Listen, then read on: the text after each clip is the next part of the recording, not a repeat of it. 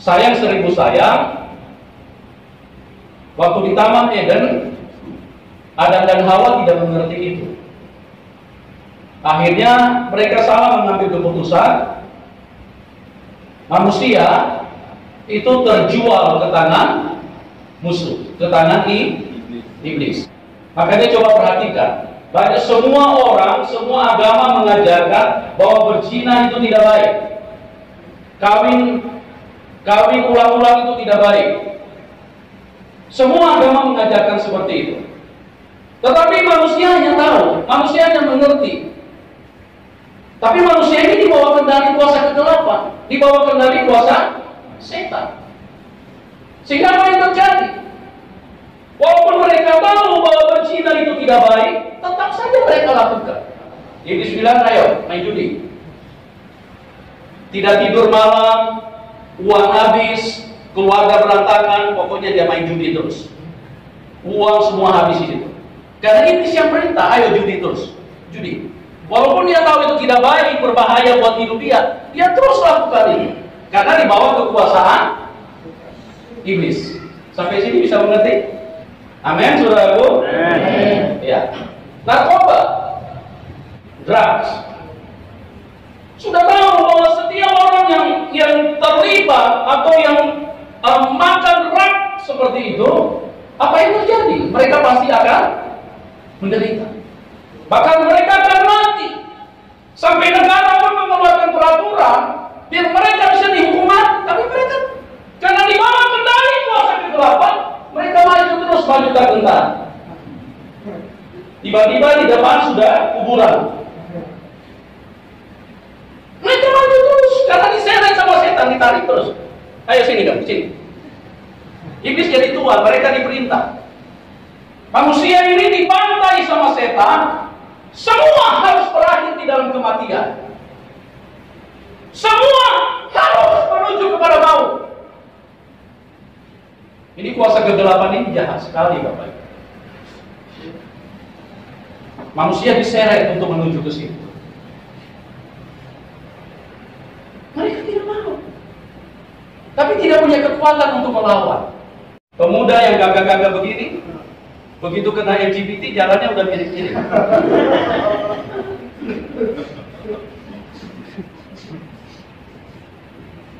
Itu untuk mencampur seperti kayak virus kanker, menyebar di mana-mana.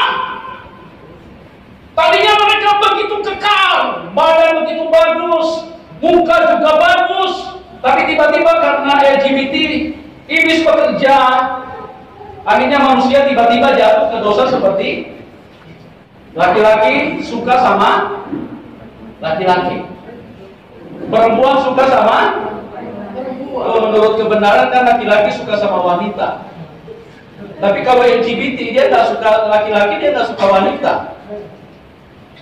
dia suka laki-laki juga. Anda bisa bayangkan ini kehidupan manusia sudah sangat rusak. Kenapa saya katakan sangat rusak? Karena manusia ini punya apa? Punya akal budi. Bukan hanya punya akal budi, manusia ini dari kecil sudah disekolahkan, diajarkan, dididik, dijadikan pintar.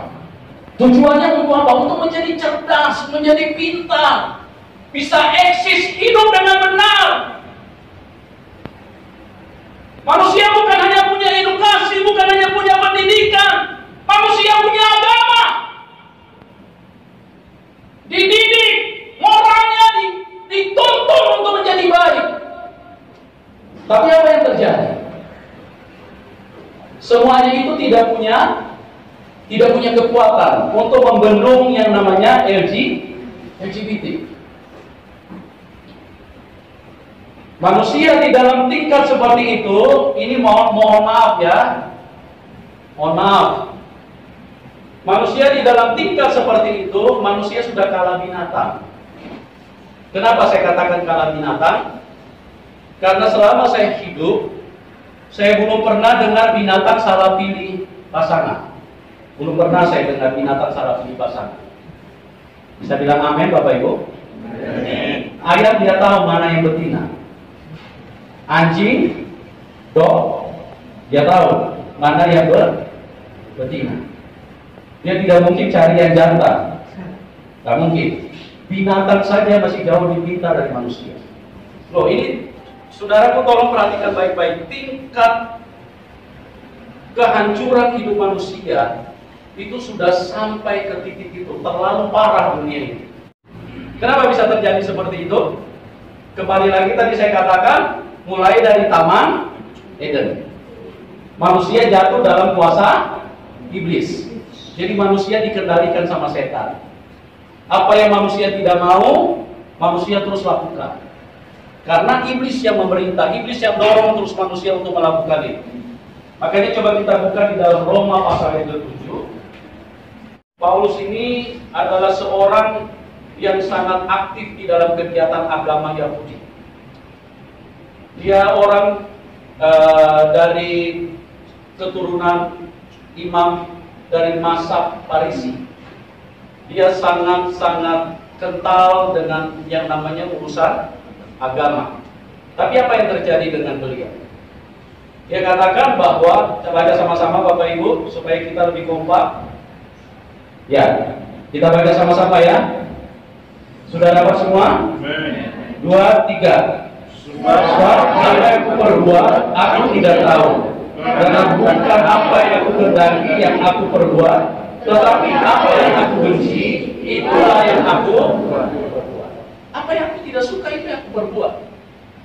Waduh, ngeri sekali manusia seperti ini. Kenapa? Karena manusia dibawa kendali kuasa rusak, kuasa iblis. Apa yang aku tidak suka, apa yang aku benci, itu yang aku buat terus. Karena ada kekuatan yang mendorong manusia untuk terus melakukan hal-hal seperti itu. Sehingga manusia tinggal tunggu penghukuman. Manusia jatuh dalam dosa. Manusia terus berbuat dosa, setiap hari berbuat dosa, setiap hari berbuat dosa. Padahal mereka tahu bahwa buat dosa itu tidak baik. Apa yang aku benci, itu yang aku buat. Ngeri sekali hidup ini. Dan kalau Anda mau baca seterusnya, silakan ya, nanti di rumah aja. Saya cuma mau kasih tahu di dalam Roma pasal 7 bagian yang terakhir. Nanti Anda bisa baca di rumah karena kita punya waktu terbatas. Coba kita lompat ayat 21. Tolong dibacakan. Demikianlah aku dapati hukum ini. Jika aku menghendaki berbuat apa yang baik, yang jahat itu ada padaku.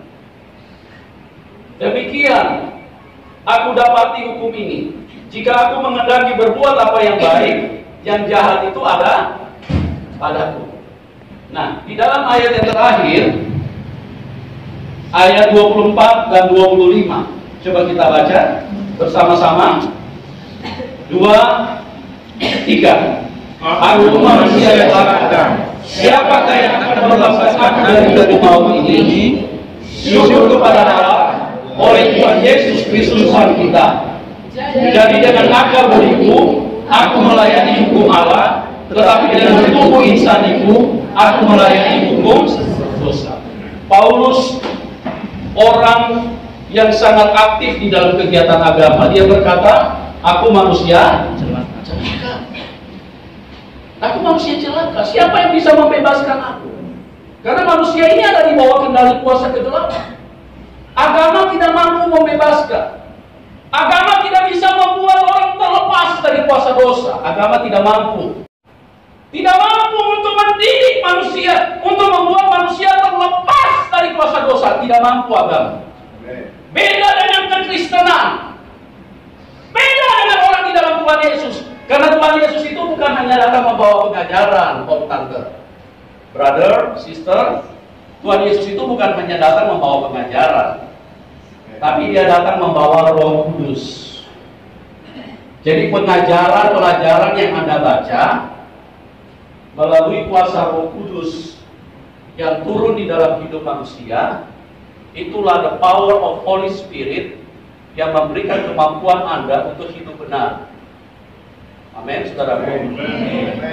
Anda tidak hidup dengan kekuatanmu lagi, tapi ada power yang luar biasa dari Tuhan yang membuat Anda tidak bisa selama ini seperti yang dikatakan oleh Paulus, aku manusia celaka.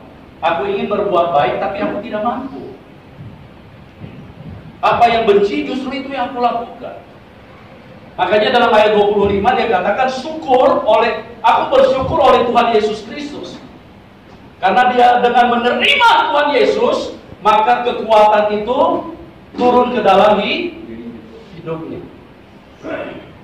Karena hanya Roh Kudus yang bisa memampukan manusia untuk terlepas dari kuasa dosa. Karena Roh Kudus itu adalah pribadi daripada Allah sendiri yang turun menunggal menjadi satu dengan manusia, yang masuk di dalam hidup manusia. Karena kalau kita baca firman Tuhan, kita dikatakan kita ini adalah tempel baik daripada Roh Kudus. Bisa paham sampai di sini Bapak Ibu?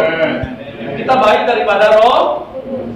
Saudara bayangin, Roh Kudus mau tinggal di dalam hidup manusia. Roh Kudus datang tidak cari hotel bintang 7. Tidak. Tapi dia cari manusia. Bahkan sekalipun Anda tidak punya apa-apa, yang penting Anda sambut dia, Anda buka hati, Roh Kudus mau masuk dalam hidupmu. Karena engkau sangat berharga di mata Tuhan. Roh Kudus itu sangat tertarik untuk tinggal bersama dengan manusia. Karena dia tahu, kalau dia turun di dalam hidup manusia, kemampuan manusia menjadi berubah. Apa yang tidak mungkin bisa dilakukan manusia, pada saat kita terima dan percaya Tuhan Yesus, Roh Kudus akan turun, akan membuat kita bisa hidup sesuai dengan kehendak Bapa di surga, sesuai dengan firman Tuhan. Agama hanya bisa memberikan pengajaran. Agama hanya bisa memberikan kitab suci. Kekristenan bukan hanya memberikan pengajaran. Kekristenan bukan hanya memberikan hukum peraturan maksudnya. Bukan hanya itu, tapi kekristenan memberikan kelengkapan yang sempurna, pengajaran sekaligus kekuatan untuk membuat manusia bisa hidup sesuai dengan pengajaran itu. Karena dia Tuhan yang sempurna, dia Tuhan yang mengerti setiap keberadaan hidup manusia. Amin, saudaraku. Amen. Tuhan tahu betul itu, bahwa di dalam dunia ini semua punya harga. Dan harga yang paling mahal itu adalah apa tadi? Nyawa manusia. Nah, waktu Tuhan Yesus mau turun, dia udah tahu bahwa nyawa manusia ini mahal. Dan nyawa manusia ini sudah ada di dalam kekuasaan siapa tadi? Iblis. Dan iblis ini jahat sekali. Dia pasang harga bukan 200 triliun manusia punya harga. Tapi dia pasang harga bahwa manusia itu upah dosa adalah Jadi terjadilah transaksi antara Tuhan dengan iblis. Waktu Tuhan turun ke dalam dunia ini, Tuhan ingin berkata, aku ingin supaya semua manusia dibebaskan dan kembali menjadi milikku. Tuhan ingin supaya semua manusia ada di dalam otoritas Tuhan, ada di dalam kendali Tuhan, ada di dalam kekuatan Tuhan, ada di dalam kontrol Tuhan. Iblis bilang tidak, ini milikku. Tolong perhatikan baik-baik supaya Bapak Ibu menjadi jelas. Kita menjadi Kristen ini sangat berbeda dengan orang yang beragama. Kita berbeda sekali ya. Orang Kristen itu berbeda dengan orang yang sekedar beragama. Iblis bilang ini milikku. Gak bisa. Ini milikku. Karena dari Taman Eden aku sudah menang atas manusia. Manusia sudah kalah. Makanya mereka ada di dalam jajahanku. Mereka ada di dalam kuasaku. Manusia sudah kalah dari Taman Eden. Waktu perang terjadi antara Adam dan Hawa perang sama iblis pada waktu itu, mereka kalah. Akhirnya kekuasaan itu diambil alih sama setan. Manusia jadi jongos, jadi pembantu, jadi budak. Ya, terus diperas, terus ditekan, terus dihancurkan. Dan upah dosa itu adalah maut. Waktu Tuhan Yesus mau turun, iblis berkata, boleh. Kalau kamu mau ambil manusia, maka nyawamu harus menjadi tahanan. Tiba-tiba perampok masuk ke dalam rumah, terus kemudian berkata, sayang harta atau nyawa? Pasti dia bilang, ambil harta. Aku sayang nyawa. Aku tidak mau kehilangan nyawa. Karena harta bisa dicari, nyawa gak bisa. Ambil hartaku, tapi nyawaku jangan. Jangan dibunuh.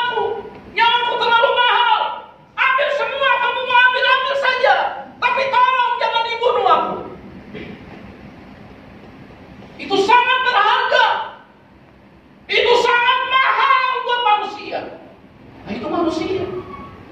Tolong pikirkan baik-baik. Tuhan Yesus tahu itu. Harus bayar pakai nyawa. Nah, saya mau kasih contoh seperti ini supaya kita bisa lebih jelas. Kita kalau misalnya katakanlah kita ini konglomerat, ya, katakanlah kita ini orang kaya raya, mungkin katakanlah orang paling kaya di Malaysia. Berandai-andai saja ya, andai kata atau berandai-andai lah kita orang paling kaya di Malaysia. Terus kita kepengen beli diamond, yang Ocean Heart tadi, yang sebesar begini saja kan $500 juta. Terus kita ingin beli yang sebesar apa namanya? Sebesar kereta. Karena kita kepengen sekali, kita ingin sekali barang itu. Kayaknya kalau kita nggak punya barang itu, kayaknya tidur pun susah, ya makan pun susah. Kepengen sekali barang itu. Waduh, itu barang bagus sekali, kita kepengen sekali. Berapapun uang kita akan bayar. Kita kan orang paling kaya di Malaysia nih. Berandai-andai saja ya Bapak Ibu ya. Tuhan sudah tahu belum bahwa harga yang ditetapkan iblis adalah kematian. Tuhan kan maha tahu. Amin, saudaraku. Saudara bisa nangkap ini enggak? Kalau saudara nangkap, tolong katakan yang kencang, amin. Amin. Tuhan sangat terganggu. Tuhan punya hidup gelisah. Gelisah Tuhan punya hidup. Tuhan tahu, Tuhan kan maha tahu. Kalau turun ke dalam dunia ini konsekuensinya.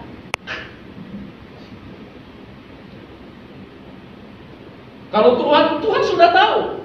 Nanti kalau dia turun ke dalam dunia, nanti dia digantung, disalib, dipermalukan, dihancurkan. Dari mata kepala sampai kaki, hancur. Dia udah tahu itu, saudara. Dia tahu betul itu akan terjadi di dalam hidupnya. Dia tahu karena dia maha tahu. Kenapa Tuhan mau turun? Tolong renungkan baik-baik.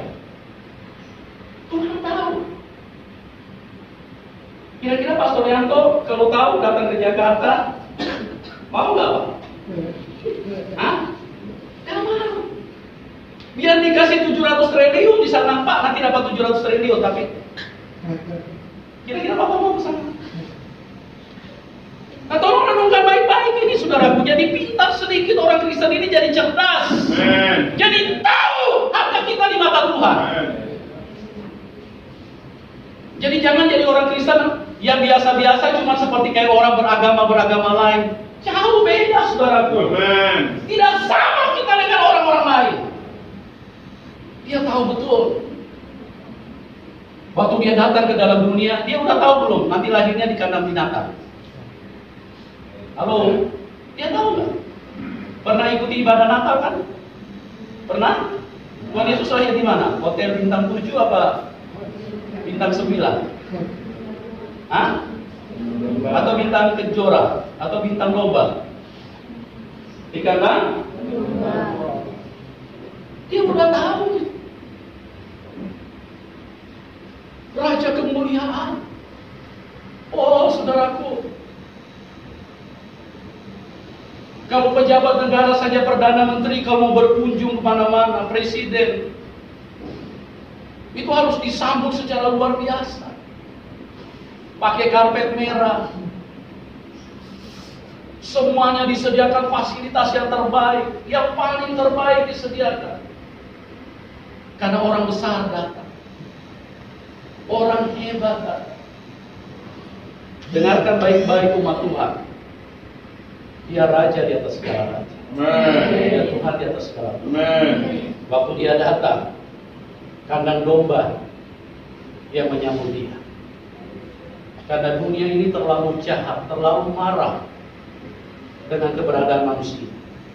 Makanya waktu Tuhan mau datang melakukan penebusan, mau melakukan pembayaran kepada musuh, kepada iblis, untuk ingin mendapatkan kembali yang berharga. Iblis tahu manusia itu sangat berharga di mata Tuhan. Makanya karena iblis tahu, iblis mengadakan perlawanan secara luar biasa. Luar biasa iblis melawan. Dia racuni semua manusia yang ada di Israel. Waktu Tuhan Yesus tanya kepada iblis, ini berapa harganya Pastor Yanto? Iblis bilang boleh, kamu boleh bawa, tapi kamu harus digantung dulu di kayu salib. Tuhan Yesus lagi tanya, berapa harganya Pastor Denny? Iblis kembali jawab, harganya sama. Sudah ragu? Tuhan mundur? Karena ini Tuhan tahu sangat berharga. Dirimu sangat berharga. Berapa harga dirimu? Sama dengan nyawanya Tuhan. Bagi Tuhan dia disembelih gak apa-apa. Tapi setelah dia disembelih, saudara dan saya kembali jatuh kepada Tuhan. Ada di dalam pelukan Tuhan. Makanya pernah lihat gak lukisan di kalender? Itu pernah lihat gak? Kalau di Indonesia sering ya, lukisan itu Tuhan Yesus lagi gendong domba.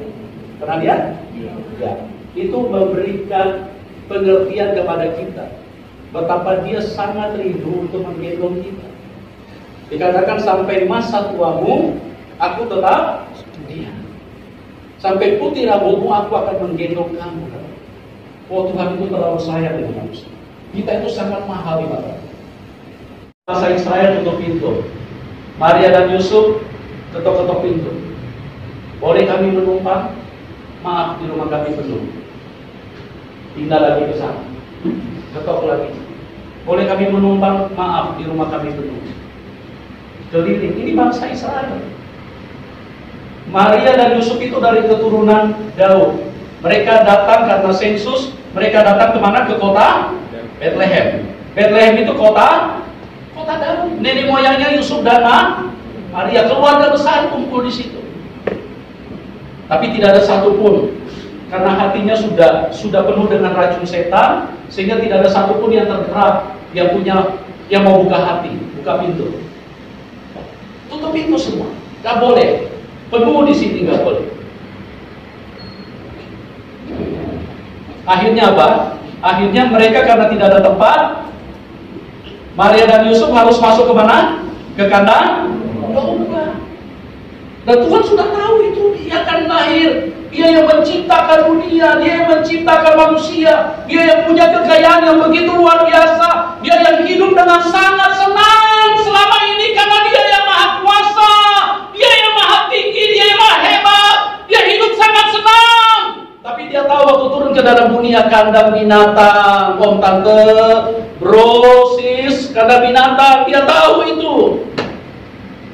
Tapi kenapa dia mau? Karena Anda terlalu diinginkan Tuhan. Manusia terlalu diinginkan Tuhan. Manusia terlalu dicintai Tuhan. Dia tahu itu. Yang paling terhina akan masuk, akan menjadi bagian di dalam perjalanan hidupnya. Dia tahu. Dia tahu. Tapi dia tidak berhenti. Dia turun. Dia datang. Dengan konsekuensi yang sangat mahal. Dengan konsekuensi yang sangat besar. Dia turun. Dia ambil keputusan itu. Waktu dia lahir, kandang binatang. Setelah dia lahir, Herodes dipakai setan. Semua anak-anak di Yerusalem disembelih. Karena apa? Karena pada waktu itu Herodes tahu betul ada raja yang lahir di Yerusalem. Tuhan begitu terguncang. Tuhan punya kedatangan di dalam dunia itu begitu tidak diinginkan. Akhirnya kalau Anda baca Alkitab ini saya cerita aja ya. Pada malam itu karena Herodes mau membunuh anak-anak di Yerusalem. Akhirnya Yusuf dan Maria malam-malam itu harus berangkat ke Mesir. Untuk supaya anak ini jangan sampai dibunuh. Karena dunia tidak menginginkan ini, juru selamat. Dunia tidak menginginkan Tuhan. Dunia ini sangat jahat. Dunia tahu kalau Tuhan hadir di tengah-tengah manusia, maka manusia akan bahagia hidupnya. Dunia tidak mau itu. Ini harus dibunuh, ini harus disembelih, ini tidak boleh hidup. Makanya Maria harus pindah ke Mesir.